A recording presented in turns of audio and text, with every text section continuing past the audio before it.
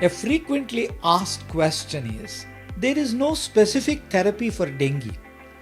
So, what is so important about timely diagnosis?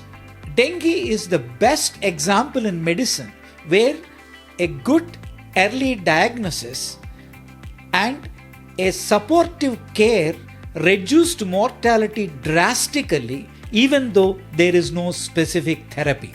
Let us understand dengue, its complications, how they occur, and what does the diagnosis do for it.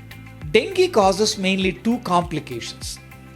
Both the complications occur when the dengue occurs for the second time in life. Dengue has 4 serotypes: dengue 1, dengue 2, dengue 3 and dengue 4. First time in life, dengue 2 caused the infection. After many months, second time, dengue 1 or dengue 3 or dengue 4 caused the infection. Then the complications occur. Why does this happen? First time when the dengue 1 infected, the patient develops immunity and he will be able to resist further infections from dengue 1. But if he gets infected by a second serotype other than D1, the antibody which is protecting him against dengue 1 will in fact enhance the virus load of the other serotypes. It is called antibody mediated enhancement. So, antibody in the patients in fact works against the patients when a second serotype comes and infects for the second time.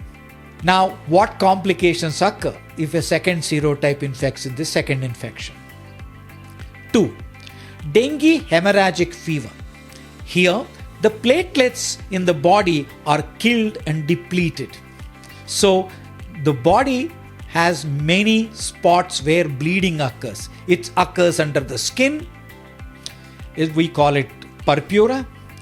It may occur in the nose. It may cause bleeding in the gums.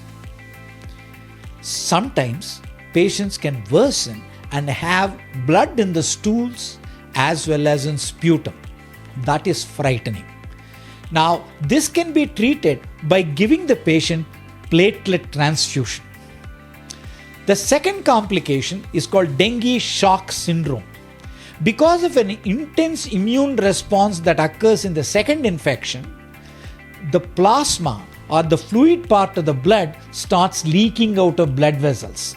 Because of this, the blood pressure falls and the patient goes into a shock.